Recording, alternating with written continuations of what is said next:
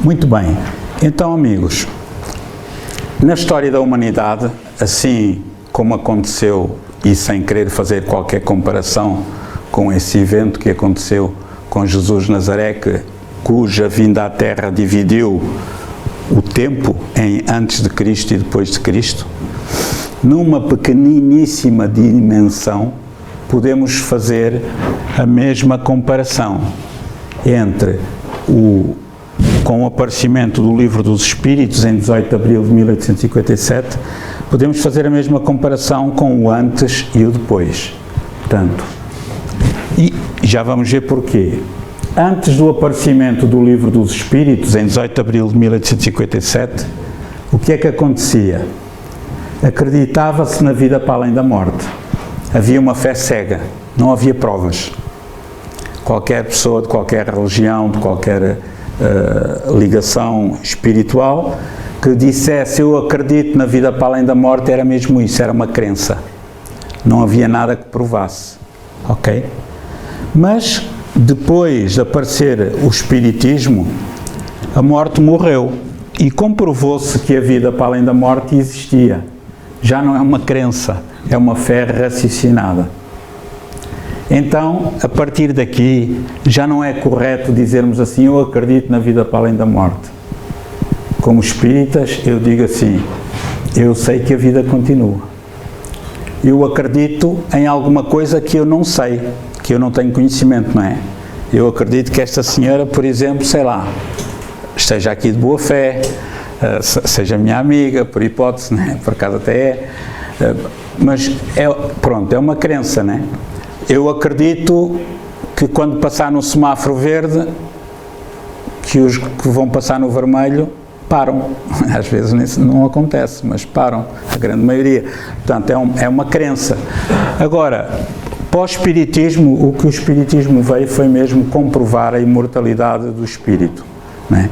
E então aí temos uma coisa bem diferente. Mas reparem, o título chama-se Pesquisas Espíritas.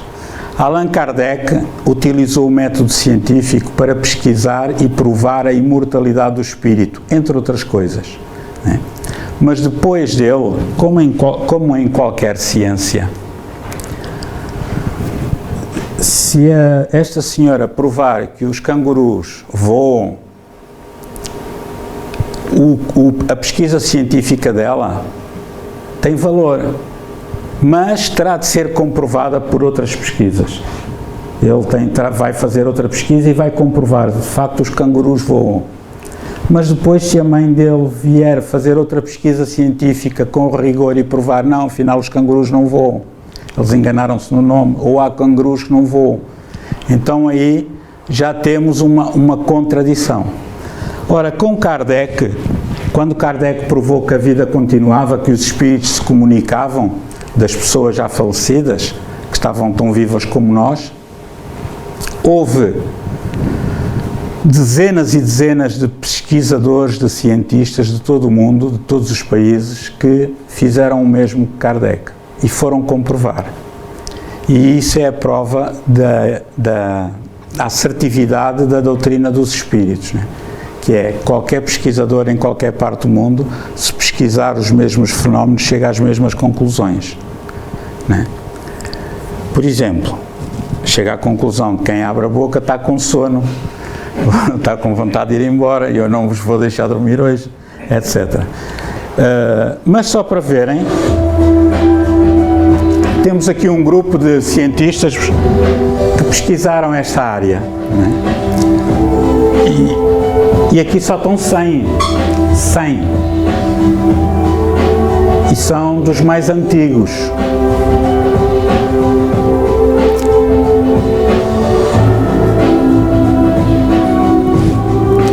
Alguns serão vossos conhecidos, outros não.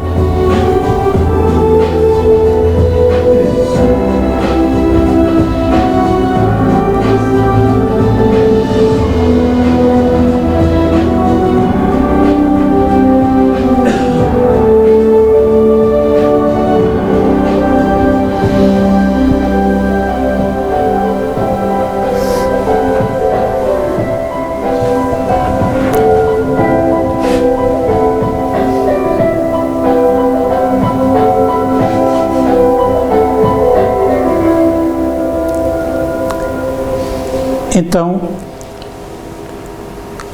alguma coisa aqui existe de diferente com o Espiritismo.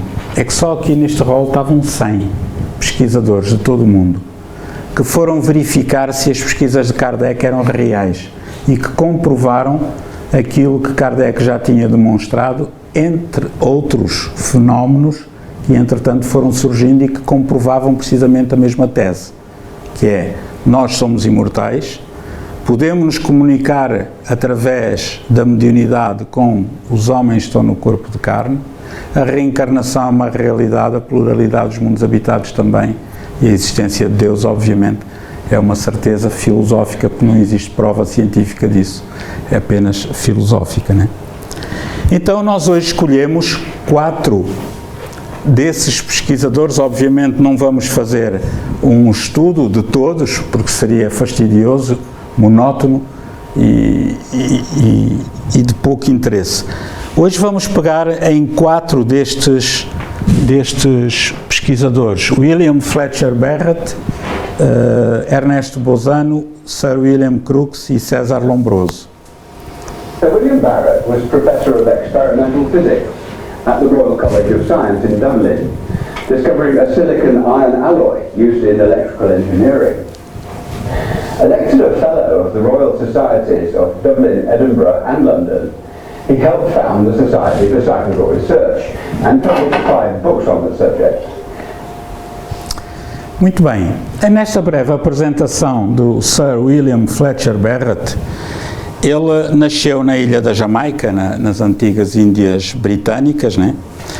E depois acabou por ir ter ao Canadá, mais tarde, onde penso que desencarnou, e ele era um cientista muito conceituado em Inglaterra, de tal modo que recebeu o título de Sir por parte da Rainha de Inglaterra, né?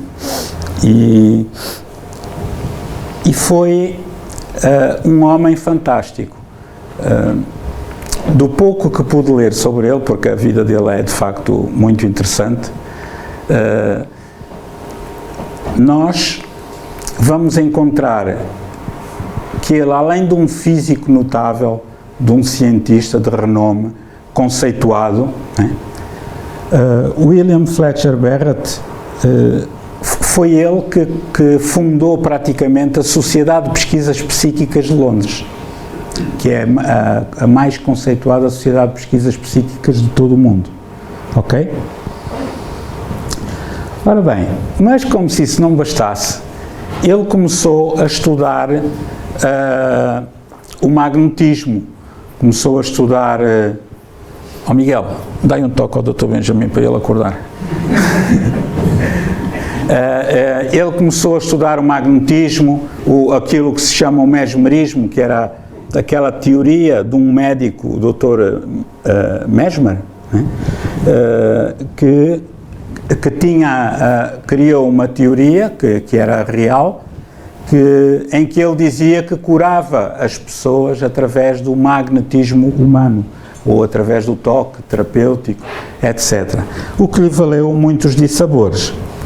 Mas este senhor, William Fletcher Barrett, ele teve a ousadia de ver: espera aí, se isto existe, vou pesquisar. Então, ele pesquisou de tal modo que chegou a conclusões de que aquilo fazia sentido. E, por sua vez, foi ele pesquisar aquilo que os outros estavam a pesquisar. E escreveu um livro, No Limiar do Infinito. E quando ele quis publicar algumas dessas coisas, os seus colegas, os seus pares, as pessoas de alto gabarito disseram: não, isso não é publicável. Está tudo com sono hoje. Vamos parar para fazer uma soneca? Pode ser? É muito aborrecido para mim estar-vos a criar sono. E então... E eu preparei isto com muito interesse, acreditem, e dedicação. Mas vou tentar não ser chato. Então o Sir William Fletcher Barrett insistiu: não, isto tem de ser publicado. E só foi publicado porque houve 2 nomes de renome, pessoas que até nem acreditavam nessas coisas, mas que era o Sir William Crookes que foi o mais notável inventor do século XIX, e Alfred Russel Wallace, que descobriu a evolução das espécies em simultâneo com Charles Darwin. E eles, conhecendo alguns destes fenómenos, embora não o Russel Wallace conhecia a mediunidade, mas o William Crookes ainda não, eles forçaram e disseram, não, isto se é pesquisa científica, temos de dar a oportunidade do nosso par, que era o William Fletcher Barrett, publicar as suas pesquisas. E foi assim que, um bocado a medo, um bocado envergonhada, como é sempre a ciência no Ocidente, ele conseguiu publicar o seu livro. Entretanto, este senhor casou com uma médica, porque é muito interessante o que eu vou contar sobre este assunto. A mulher deste senhor era médica e ela era obstetra, portanto, ajudava as parturientes, né? As mulheres estavam grávidas e que iam ter filhos, etc. E um dia estava com um problema terrível, porque era uma jovem rapariga de 20 e poucos anos que teve uma eclâmpsia no parto, no fim do parto, estava com uma gravidez de risco e estava-se a esvair em sangue. Só levaram o bebê, ela mandou chamar o marido que estava na sala ao lado e disse, olha, prepara-te porque eu vou morrer. Toma conta do nosso filho, né? Se for preciso, casa-te outra vez. Os homens têm esse masoquismo, né? Então casa-te outra vez e também para ganhar traquejo em touragem. E não, isso já é um pormenor meu. Mas então, e ele disse, o marido, não, está tudo bem, não está tudo bem nada, eu sei que eu vou morrer porque está aqui o meu pai. O meu pai veio-me buscar e disse-me que eu vou morrer, e eu vou com muito gosto, porque é uma alegria muito grande vê-lo. E de repente ela arregala muito os olhos e diz assim, mas está aqui a minha irmã fulana de tal. Essa irmã fulana de tal tinha falecido uma semana antes. Ninguém lhe disse porque ela estava com uma gravidez de risco, para não a piorar, não perturbá-la. Ela não sabia que a irmã tinha desencarnado, e a irmã estava ali em corpo espiritual, a convidá-la para a desencarnação. E a coisa mais estranha das visões de leito de morte, que é um caso destes, é que aqueles que veem os bons espíritos aceitam, preferem morrer do que continuar no corpo de carne, né? Vão de boa vontade, tamanha é a beleza daquilo que eles veem, né? Dos amigos, dos familiares, dos bons espíritos que os vêm receber, do seu guia espiritual, etc. E então, a esposa do Sir William Fletcher Barrett, quando chegou a casa, contou-lhe esse caso. Como ele sabia, cético, como ele sabia que a esposa não era mentirosa, foi investigar como qualquer cientista, sem pruridos académicos. Foi investigar e chegou à conclusão de que aquilo tinha muito por onde investigar. E começou a fazer outras pesquisas, e de tal maneira que ele coligiu 2 ou 3 volumes grandes de casos de visões no leito de morte, que é o que está aqui em inglês, Deathbed Vision, visões no leito de morte, quando aqueles moribundos que têm visões no leito de morte e que algumas pessoas erradamente dizem que são alucinações. Não é verdade, ou nem sempre é verdade. Então, amigos, o Sir William Fletcher Barrett, que desencarnou em 1925, teve profundamente ligado à Psychical Research, à pesquisa psíquica, né? Sendo, inclusive, é o fundador da Sociedade de Pesquisas Psíquicas de Londres, como já vos referi. Vemos aqui o livro dele em francês, No Limiar do Invisível, né? E é muito interessante aquilo que ele diz, reparem. Pessoalmente estou convencido de que a evidência que temos publicado decididamente demonstra a existência do mundo espiritual, a sobrevivência da alma após a morte e da comunicação espiritual dos que já passaram. E continua por ali com a sua informação. No entanto, olhem que interessante, ele sentia o mesmo que se sente ainda hoje. É quase impossível transmitir aos outros que não tiveram uma experiência semelhante e das provas acumuladas pela evidência. Quer dizer, eu posso ser muito amigo da Amélia, ela confia muito em mim. Se eu lhe disser que eu vi o espírito fulano, beltrano, cicrano, ou isto, aquilo, aquilo outro, por norma ela vai dizer assim, eu acredito muito em si, mas não, só se eu vir. E o homem sempre foi assim. Mas mesmo perante os fenómenos mais inusitados que já existiram, o homem, na sua estupidez, desculpem uma expressão, mas não tenho outra, recusa aquilo que vê e diz assim, isto não é possível.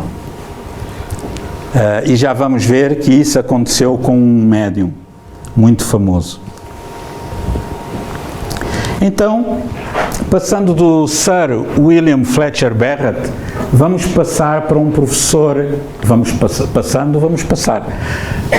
passar para um professor italiano, Ernesto Bolzano, professor catedrático, com mais de 100 publicações, entre monografias, livros, papers científicos, uma pessoa fantástica, que se apaixonou pelo espiritismo desde jovem, começou a ler, ele lia muito, temos aqui a sua postura, né?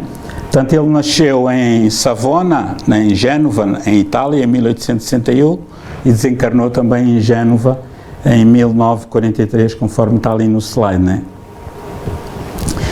E o mais curioso é que ele desde cedo começou a ler aquilo que valia a pena. Começou por Kardec, começou pelos grandes pesquisadores e investigadores internacionais e foi comparando, foi coligindo e mais, como cientista, como investigador, como homem sério, tudo aquilo que ele lia e que para ele fazia sentido, porque ele era um apaixonado pelo espiritismo, apaixonado no bom sentido, ele queria comprovar se aquilo era verdade. E então eles repetiam aquilo que ele lia nos livros, ele repetia as experiências com outros cientistas também, nomeadamente com César Lombroso, e não só, né?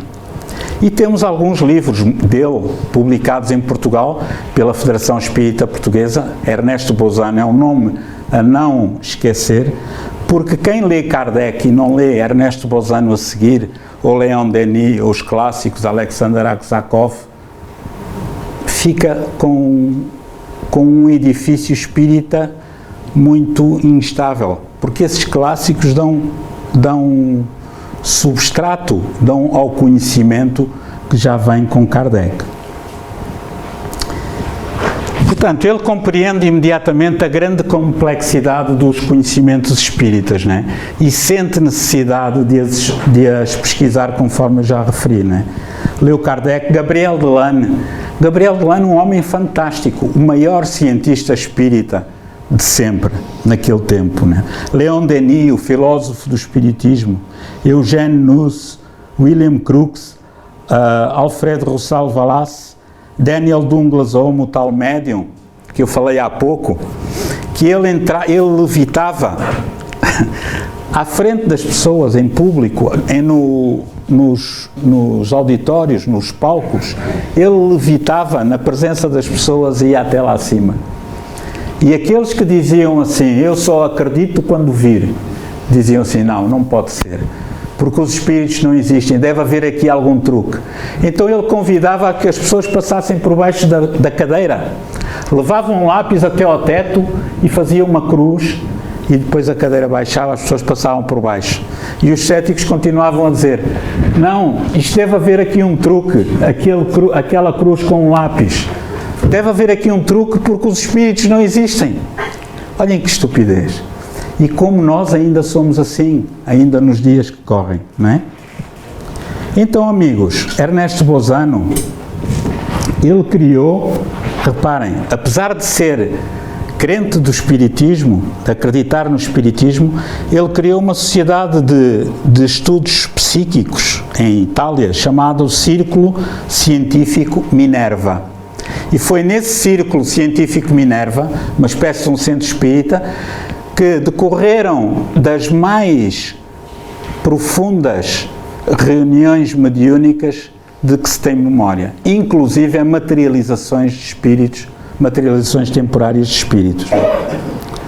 Vemos aqui uma fotografia de uma dessas sessões com a famosa médium Eusápia Paladino, uma senhora analfabeta, em que vemos aqui as pessoas com as mãos em cima, inclusive a fazer força e a mesa a levitar. Havia 1001 métodos que eram utilizados para demonstrar que a mesa levitava.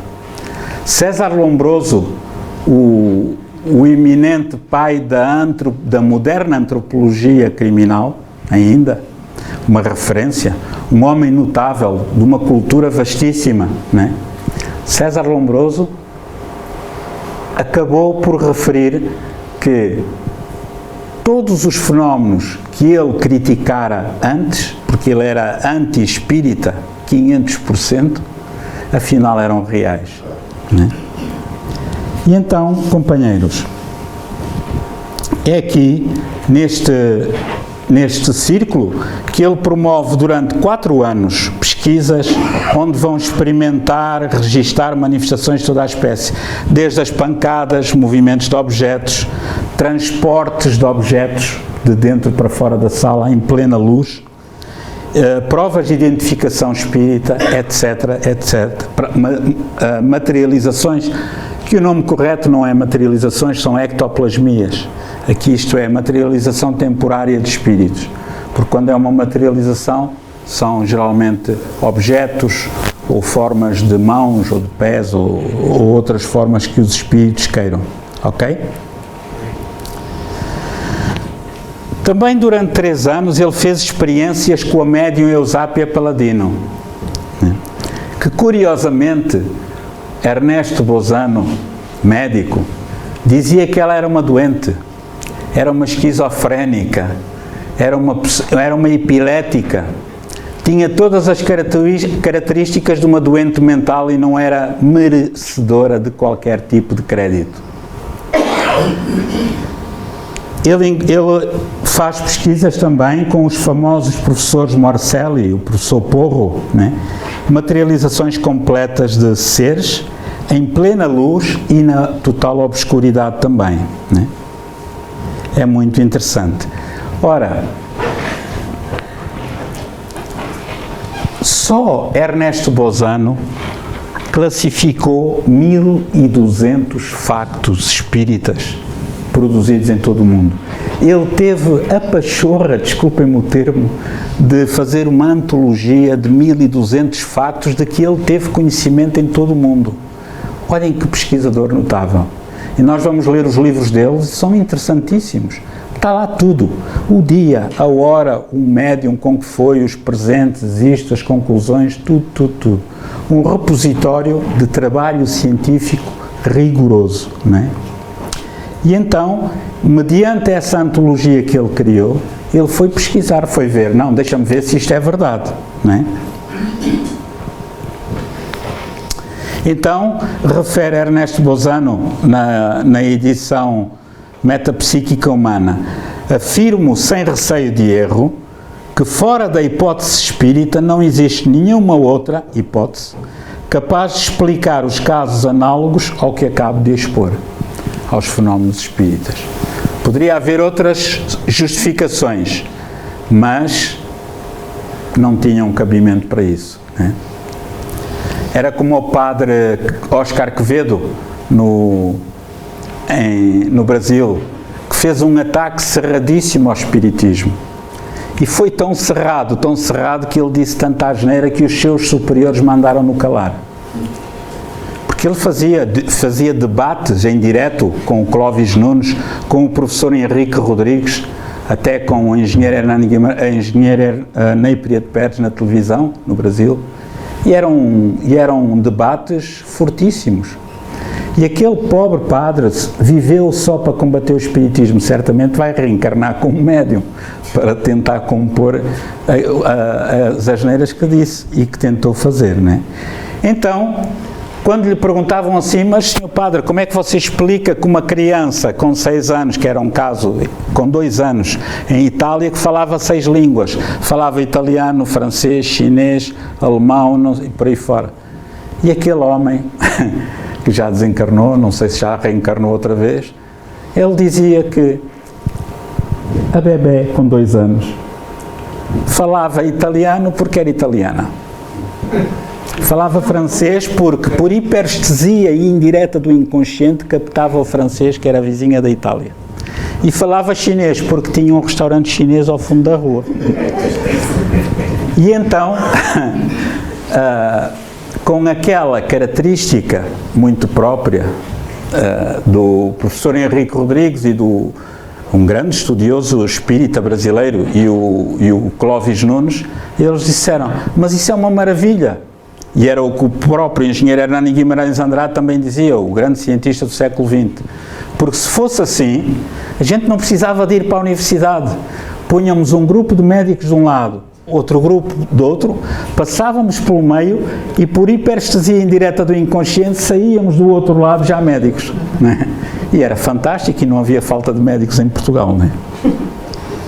E então, companheiros, William Crookes, o notável William Crookes, was knighted for his contribution to science. He discovered the element thallium and the first sample of helium. He investigated cathode rays and vacuum tubes. A brilliant experimenter, he won 3 Royal Society medals. He became a president of the Royal Society and the British Association for the Advancement. Muito bem. Este senhor, William Crookes, também com o título de Sir, que foi presidente da Sociedade de Pesquisas Psíquicas de Londres, quando apareceu o espiritismo em Inglaterra, eles não lhe chamavam espiritismo. Se forem ver nas revistas, chamavam-lhe o novo espiritualismo, New Spiritualism, o novo espiritualismo. E então, aquilo incomodava tanto os doutos, aquelas pessoas muito cultas, os académicos, incomodava-os tanto e tanto, que criaram uma comissão de 33 pessoas, liderada pelo homem mais notável, na opinião dos doutos, que era o Sir William Crookes, para acabar de vez com essas fantochadas do novo espiritualismo e demonstrar que aquilo era tudo uma fraude. E Sir William Crookes, que liderou essa equipa de 33 pessoas, onde estavam todo o tipo de pessoas, todos eles contra o espiritismo, desde médicos, com os mais físicos, com os mais diversos saberes. Né? Ele foi investigar esses casos. Né? O seu interesse despertou um pouco quando ele teve conhecimento, ou assistiu, aliás, a uma sessão com uma médium chamada Mary Marshall, né? Em 1869. Né? Essa médium, curiosamente, também foi a mesma que despertou o interesse de Alfred Russel Wallace, que era aquele senhor que descobriu a teoria da evolução das espécies ao mesmo tempo que de Charles Darwin. Charles Darwin ficou com os louros e ele, como era mais humilde, ficou na retaguarda, né? E então, é muito interessante porque, reparem, havia movimentos e levitação de mesas, fenómenos banais naquela altura, raps, que era pancadas, nós dados em lenços, tinha-se um lenço assim e de repente o lenço aparecia cheio de nozinhos, escrita diretas em lousas, que antigamente eles usavam, lousas eram um bocado de uma ardósia, exatamente, e então eles punham 2 ardósias e fechavam as ardósias com arames, ou com fios, ou com fitas, e depois punham um lacre. E o lacre do próprio investigador, assim como cada um de nós tem uma assinatura. Antigamente, não é do meu tempo, mas é do tempo dos meus pais, cada um, ou dos meus avós, cada um tinha o seu lacre. As pessoas finas, as pessoas nobres, os políticos e não só, também. A Amélia tinha o seu lacre, por hipótese, Amélia Reis. E quando mandasse uma carta, ia com aquele lacre para não ser violado. E eu tinha a certeza que aquilo era enviado pela Amélia, só ela é que tinha aquilo. E então eles pegavam nas ardósias e fechavam-nas. E lacravam. E no fim da sessão, durante a sessão, eles ouviam o riscar da pedra na ardósia. e ninguém estava a arriscar, as ardósias estavam fechadas. E no fim, ao abrir, ao rebentar o lacre na frente de todos, para que não houvesse dúvidas, iam abrir e ver que as ardósias estavam escritas com mensagens ditadas pelos espíritos. Vemos aqui a médium Mary Marshall, uma médium de efeitos físicos, a libertar ectoplasma pelo nariz, né? Então, o mais curioso é que William Crookes diz isto, reparem, ele estava completamente certo que ia provar que tudo isto era fraude. O crescente emprego dos métodos científicos, dizia William Crookes, vai produzir uma geração de observadores que lançará o resíduo imprestável do spiritualismo, que era o novo espiritualismo, ou espiritismo, de uma vez por todas ao limbo desconhecido da magia e da necromancia.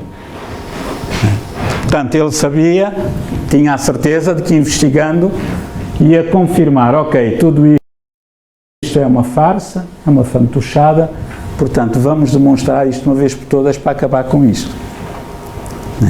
A sua comissão era composta por 33 membros, conforme já disse, foi formada por homens ilustres. Ele trabalhou com uma médium notável, Florence Cook, 15 anos de idade. Ela tinha... entrava em transe repentinamente, a mãe não sabia o que fazer mais com ela, levou a todos os médicos, os pais, etc. Até que um dia, essa médium, essa menina de 15 anos, foi pedir ao Sir William Crookes que a investigasse. E ela disse, pode-me investigar na sua casa, à frente de quem quiser. De tal maneira a miúda era honesta e os fenómenos eram autênticos. E ele concordou. E foi com ela, Florence Cook, que ele fez as mais notáveis descobertas que comprovam tudo aquilo que Allan Kardec já tinha descoberto. So, meet Florence Cook. Most materialization mediums produce their results in the dark, which makes belief in them difficult. But not this teenage medium. She would go behind a curtain to raise what the seance participants called the power, and before long a different person would emerge into the room. In this case, a woman called Katie King, who claimed to be the daughter of an 18th century pirate called John King. Yes, John King really existed, and he died in a storm off Cape Cod in 1717. Muito bem, vemos aqui fotografias do espírito de Katie King. O que é que isto acontecia? Quando a Florence Cook entrava em transe, ela perdia a consciência, era uma médium inconsciente. E então dela começavam a sair aquele ectoplasma visível, quase sempre é invisível, mas ali era visível. Uma espécie de uns farrapos, entre aspas, né? Que começavam a tomar forma, e tomavam a forma de um ser feminino, que se dizia chamar Katie King, que teria sido filha de um pirata, John King, que se manifestou várias vezes e que se comprovou mais tarde que afinal ele tinha existido, conforme vimos ali naquele vídeo. Vemos aqui ao lado, aqui é o espírito materializado temporariamente, e aqui ao lado, de braço dado com o Sir William Crookes, numa das mais notáveis sessões de materialização, onde ele andou de braço dado com o espírito durante 2 horas, onde foi fotografado. Estas fotografias existem, estão na Sociedade de Pesquisas Psíquicas de Londres e em outros locais, como no Instituto Metapsíquica de Paris, na Federação Espírita Brasileira e outros locais. Então, enquanto antigamente todas as sessões espíritas eram feitas na obscuridade, e isto era porquê? Porque a luz branca tem um efeito difusor sobre o ectoplasma e pode prejudicar esse tipo de trabalho. Mas foi o próprio espírito, que certamente com a autorização dos espíritos superiores, que disseram ao William Crookes, vamos poder fazer uma materialização com luz. E eles lá tinham aquelas iluminárias, né, artificiais, para verem que de facto não há fraude nenhuma. Naquele tempo tinha-se o hábito de meter a médium, imaginemos que punhamos aqui uma espécie de uma salinha com panos à volta, do tamanho de 2 metros, e a médium ficava ali sentada. em plena escuridão. E as pessoas pensavam, isto é para haver fraude. E então, vocês não imaginam os horrores que os médiuns passavam, porque eles ficavam completamente amarrados à cadeira, com cordas, com nós, nos pés, nos braços, agarrados à cadeira, não tinham como sair. Aquilo essa verificação era feita antes de apagarem a luz e era feita depois, quando acendessem a luz. No entanto, houve sessões que foram feitas à luz natural. Não só estas, mas como também César Lombroso com Eusápia Paladino, conforme falei há bocado e que já vamos ver, né? Vemos aqui, reparem, aqui deste lado, Sir William Crookes com a médium, Florence Cook, olhem a diferença de tamanho de uma para a outra, né? E aqui o Sir William Crookes com o espírito Katy King materializado, né? Esta fotografia foi feita precisamente para comparar que os corpos eram diferentes, as alturas,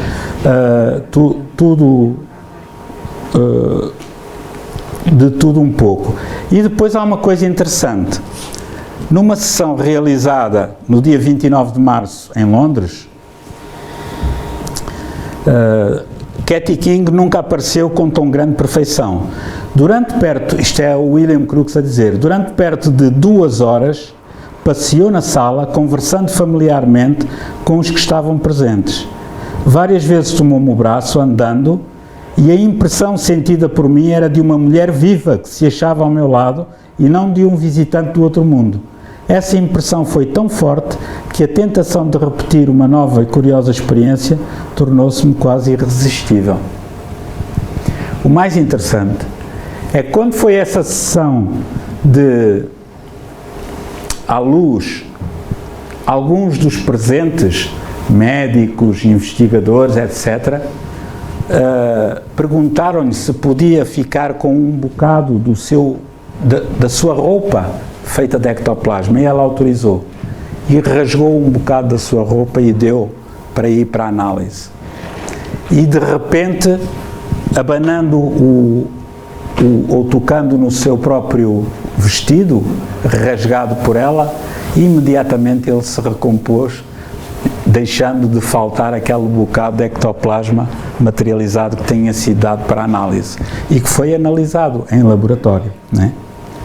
Aqui, quem é este senhor? Reparem, aqui não se vê muito bem nesta fotografia, mas a médium está aqui sentada com a cabeça sobre uma cadeira, está deitada no chão, sentada em transe profundo. E aqui temos o espírito Katy King sorrindo, e aqui o Dr. James Gully, um médico, a tirar o pulso ao espírito. Tirar o pulso ao espírito, ao auscultar o espírito, e depois ia tirar o pulso à médium e ao auscultar o médium.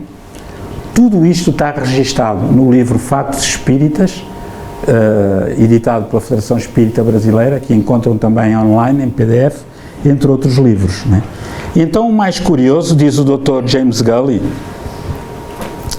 é que ele contou que o pulso da Katy King era de 75 batidas, enquanto o da Florence Cook era de 90, o seu número habitual.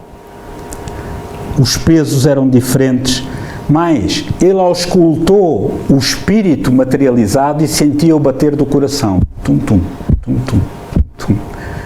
E foi auscultar a zona pulmonar também da Katy King e dizia o doutor que o do espírito, o som no estetoscópio, era muito superior ao da médium, que estava doente, estava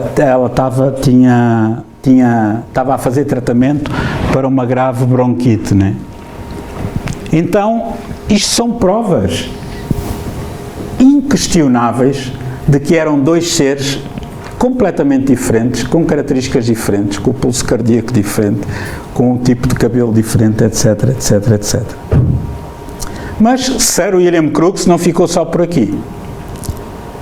Temos aqui um médium notável, aquele que nós falámos há bocado, lembram-se?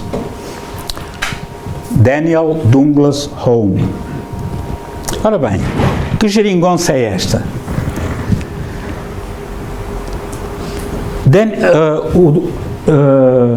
William Crookes encontrou uma espécie de um acordeão numa feira de velharia, já, como há aqui nas Caldas, e então isto tocava, mas tocava se fosse aberto e fechado, como qualquer acordeão. Ele fez uma cerca em madeira com arame farpado, e de tal modo que ficasse debaixo da mesa. Isto é, o médium punha uma das mãos sobre o acordeão, sem ter qualquer hipótese de lhe tocar, ficando a parte do teclado no chão, em baixo, né? Então, é muito interessante, amigos, porque vemos aqui uma animação do que acontecia. Isto aqui está aberto, é por causa da animação, do formato GIF, mas isto estava tudo fechado, com madeira e arame farpado, né? Vamos ver. Primeiro ele realizou um teste simples para provar que Holmes não era simplesmente um mágico inteligente. William Crookes comprou esse acordeão em uma loja. Ela ainda funciona. Então, ele e seus colegas construíram uma gaiola de arame onde o acordeão poderia ser visto lá dentro. Então, Holmes colocou as mãos sobre a tampa da gaiola, que estava trancada com um cadeado. Moveu suas mãos para cima e para baixo, e o acordeão tocou. E o sobrenome de Holmes é soletrado, H-O-M-E. E isso foi fantástico, pois o acordeão tocou Home Sweet Home. Para Crookes, esse teste descartou a possibilidade de movimentos com as mãos ou hipnose e abriu a possibilidade de que Holmes era um condutor de forças psíquicas. Como se não bastasse, William Crookes ainda fazia isto. Ele entrava em transe, levitava, ia até ao teto, né? E depois outras vezes ia juntamente com a cadeira, agarrava-se à cadeira e ia com a cadeira. Outras vezes saía pela janela, descia e entrava pelo rechão. Com esta animação que aqui temos, demonstrando mais ou menos o que aconteceu, né? Tudo isto está bem relatado nos livros de pesquisas psíquicas feitos pelo notável sábio. Eu tenho quase a certeza que este senhor é o atual Divaldo Pereira Franco. Já lhe o perguntei diretamente, ele não o negou, nem o confirmou. Mas temos aqui a opinião do Divaldo Franco sobre ele na vida anterior, acredito eu que seja. O admirável Daniel Douglas Home, de origem escocesa, foi talvez um dos médiuns mais notáveis do século XIX. Desde criança que os fenômenos se lhe apresentaram de maneira ostensiva. A família não pôde suportar-lhe a presença e mandou para outros familiares nos Estados Unidos, onde os fenômenos se tornaram exuberantes. Devolvido à Inglaterra, ele recebeu o amparo de um médico nobre e generoso que passou a prestar atenção à fenomenologia de que ele era portador. Mais tarde, Daniel Douglas Home seria considerado o médium dos reis. Ele realizou no Palácio das Tulherias, em Paris, uma memorável reunião com a presença do imperador Napoleão III e da imperatriz Eugênia, da Casa de Espanha. Nessa reunião memorável estavam presentes o príncipe e a princesa de Metternich, da Áustria.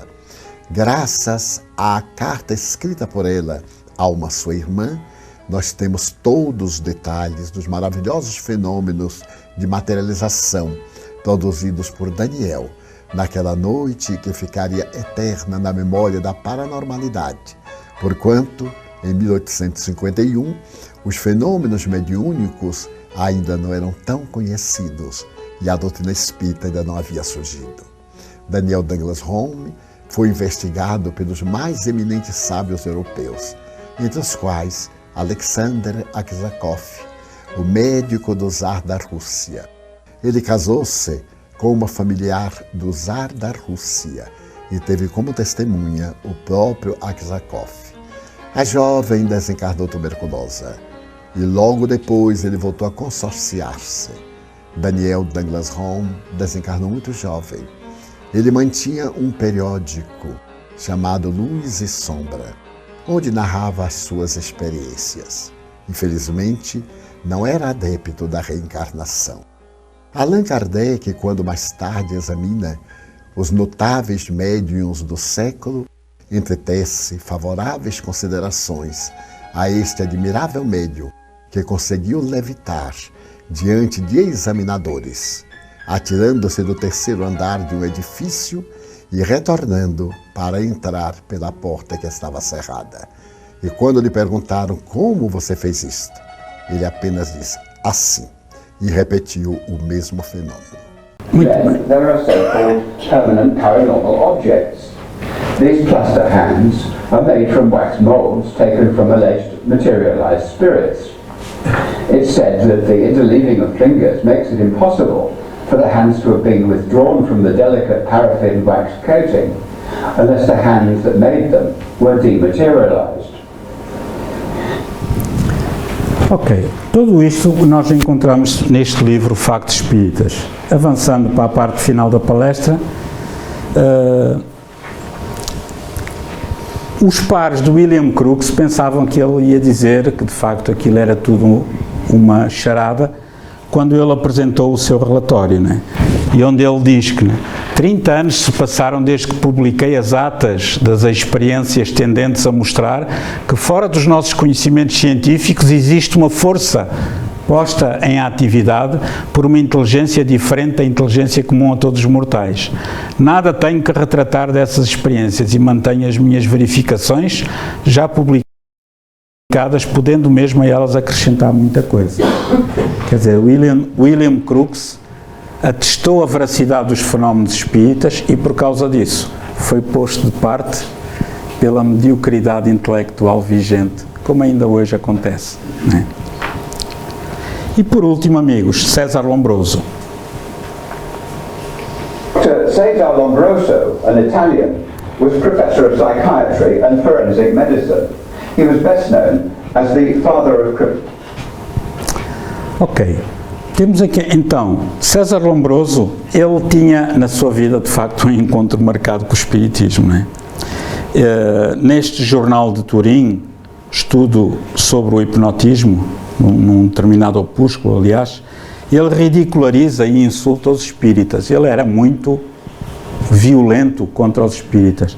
Ele era uma pessoa notável, um médico, antropólogo, criminologista, né? Ainda hoje é uma referência na antropologia criminal, né? E então ele investigou os fenómenos espíritas, estudando os grandes médiuns do seu tempo em sessões, muitas das quais realizadas em Milão com a companhia de ilustres cientistas. Ele primeiro foi investigar para demonstrar a falsidade dos fenómenos, né? No entanto, mais tarde, apresentam-lhe esta senhora Eusápia Paladino, que já falámos há pouco, uma senhora com muito poucos estudos ou quase nenhuns, e que era uma médium notável de efeitos físicos. E então disseram-lhe: olha, se tu vieres conhecer uma doente, porque ele dizia que esta médium era doente, psiquiátrica, como qualquer um que fosse médium, tu vais ver. E ele aceitou o convite, né? E disse: eu vou, desde que os fenómenos aconteçam à luz do dia. E assim foi, né? Foram inúmeras as sessões e variada a gama de fenómenos obtidos. Em 1902, após muitas reuniões com os mais ilustres personalidades, na casa da Condessa Silésia, com o médium Eusápia Paladino, Lombroso vê materializado o espírito da sua mãe. Isto foi a pedra de toque, né? Quando a mãe se materializou temporariamente e chamou por ele, pelo diminutivo: César, filho meu, anda cá, senta-te ao meu colo. E então este homem que era a cúpula do conhecimento científico na Itália, mas também no mundo, teve a coragem de se retratar no jornal Luce e Ombra, Luz e Sombra, e dizer que nas sessões espíritas uma simples mulher analfabeta tinha-lhe trazido de além-túmulo aquilo que nenhum cientista tinha conseguido até hoje com qualquer pessoa. A sua mãe que havia falecido. E essa materialização da mãe voltou a acontecer passado tempos novamente. Não é? E louvo-lhe a voz, sendo o seu contacto, o que se repete anos depois. Tudo isto vocês podem encontrar no livro de César Lombroso, Hipnotismo e Mediunidade, onde ele descreve, muito bem feito este livro, muito bem dividido, com todas as pesquisas. Digamos que lendo este livro nós ficamos a saber todas as pesquisas científicas que existiram mais ou menos pós-Kardec. E ele vem-se a retratar também na tribuna judiciária em julho de 91. Estou muito envergonhado e desgostoso por haver combatido com tanta persistência a possibilidade dos factos chamados espíritas. Digo factos, porque continuo ainda contrário à teoria. Quer dizer, apesar de ver os factos ainda, mas acabou por se vergar perante os factos que aconteciam. E é curioso que ele diz assim, mas os factos existem e eu orgulho-me deles ser escravo. Quer dizer, ele depois de conhecer, ele quase semanalmente participava nas reuniões mediúnicas para aprender coisas novas. E então, amigos, hoje trouxemos estes 4 pesquisadores que comprovaram aquilo que o Espiritismo descobriu e vieram comprovar o quê? De que para além da existência de Deus filosófica, a comprovação só pode ser filosófica, vieram demonstrar que somos espíritos imortais, que nos podemos comunicar através dos médiuns, que a reencarnação existe através de pesquisas e dados pelos espíritos já falecidos e também na pluralidade dos mundos habitados, que é o único pilar da doutrina espírita que ainda não está comprovado cientificamente, mas que é óbvio para todos. E por cortesia para com o poeta alegre, que é o espírito de José Craveirinha, que nos deixou aqui uma quadra sobre as provas da imortalidade, umas quadras, ele diz assim: ó gente imatura que insiste em não existir vida futura, tu que acreditas tudo ser material, não vês mais longe o mundo espiritual? Fenómenos espíritas desdobram-se em catadupa, mostrando-te aquilo que procuras com a lupa. Comunicações espirituais provam a imortalidade, trazendo notícias que são novidade. Experiências fora do corpo mostram a imortalidade e olhas com desdém para esta realidade? Visões no leito de morte chamam-te a meditar. São loucos, alucinados, têm a mente a delirar? Pesquisas em reencarnação trazem evidências numerosas. Escusas-te a ver essas provas clamorosas? Tantos fenómenos alertam a humanidade para que se abra a esta realidade. Está na hora, irmãos, de mudar de atitude, viver na terra sem esquecer a angelitude, que um dia alcançarás quando fores espírito puro. Até lá, esforça-te, preparando o teu futuro. Vida para além da morte é realidade irrefutável. Ninguém morre, acredita, seja rico ou miserável. E assim, terminamos a parte 1 de Pesquisas Espíritas com esta bibliografia.